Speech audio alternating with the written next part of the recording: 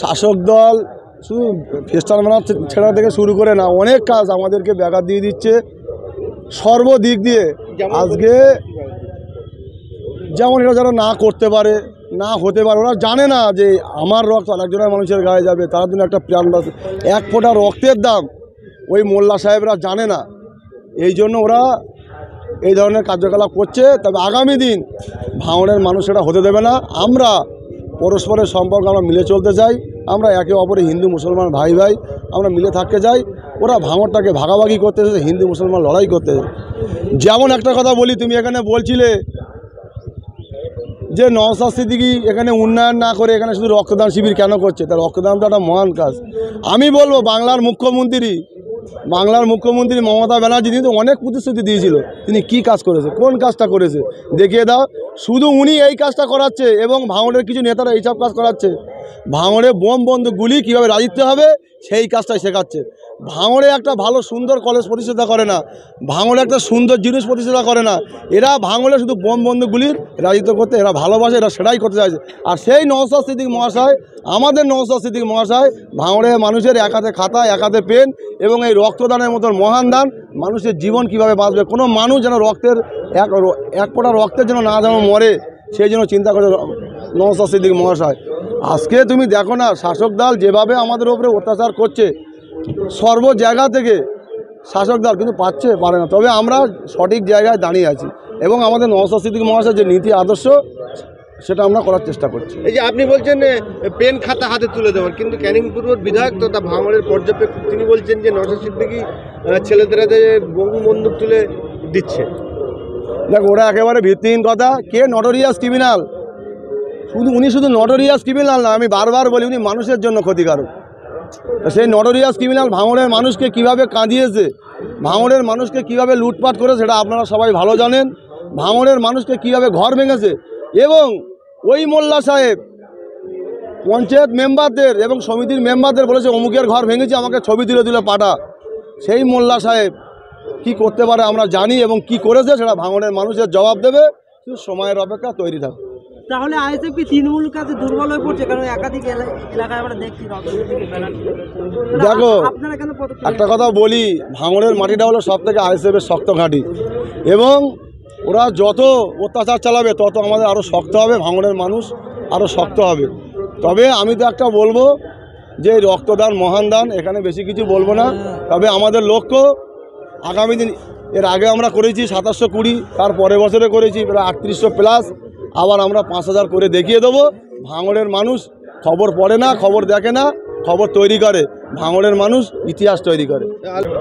এলাকায় উন্নয়নটা সব থেকে বেশি প্রয়োজন, সেই জায়গায় আপনারা শুধু রক্তদান শিবির করে কি মানুষকে বোকা বানানোর চেষ্টা করছেন? উন্নয়নটা অবশ্যই প্রয়োজন, কিন্তু উন্নয়নটা প্রয়োজনের সাথে সাথে মানুষের জীবন বাঁচানোটা কি প্রয়োজন না? প্রয়োজন না? মানুষের জীবন বাঁচানোটাও তো প্রয়োজন নাকি? তাহলে আপনারা টোটাল ভাঙড়বাসী তথা পশ্চিমবাংলার মানুষ জানে যে নওশাদ সিদ্দিকী বিরোধী দলনেতা একটাই মাত্র এমএলএ। তো উন্নয়ন করতে গেলে 294টার বিরুদ্ধে লড়াই করেই উন্নয়ন করতে হচ্ছে। তার একা 293 জনের এগেনস্ট লড়াই করে তার যে কাজটা তার ছিনিয়ে আনা। তা সত্ত্বেও আমাদের বিধায়ক নওশাদ সিদ্দিকী প্রতিশ্রুতি দিয়েছে যে তার 5 বছরের কোটায় যেদিন সে কাজ করে দেখাতে পারে, তার ঘর থেকে টাকা এনে তার কোটার যে কাজটা তিনি করে দেখিয়ে দেবেন এবং ভাঙড়বাসীর যতটা সম্ভব যে বাড়ি বাড়িও লিফলেট করে যদি পৌঁছে দেওয়া যায় যে আমার ল্যাডের এই টাকায় আমি এতগুলো কাজ করে দেখিয়ে দিয়েছি এবং এই আমাদের কাজ আছে 5 বছর শেষ হওয়ার আগে।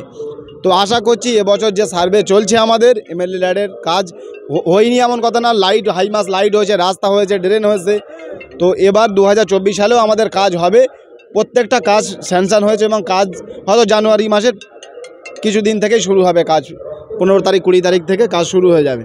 তো আশা করছি এই জন্যে, আর এটা তো হবেই হবে, তা সত্ত্বেও যদি 5 বছর দেখার জন্য যদি মানুষ না বেঁচে থাকে নওশাদ সিদ্দিকীর উন্নয়ন, নওশাদ সিদ্দিকীর কথা, তাহলে আমরা মনে করব ভাঙড়বাসী তথা টোটাল পশ্চিমবাংলার মানুষও মনে করে ব্লাড ব্যাংক রক্তদান শিবিরের অবশ্যই প্রয়োজন আছে। নওশাদ সিদ্দিকী যে প্রতিশ্রুতিগুলো দিয়েছিল, হসপিটাল আরও উন্নয়ন যে প্রতিশ্রুতিগুলো দিয়েছিল, সেগুলো কত দূর হয়েছে না শুধুমাত্রই রক্তদান শিবির?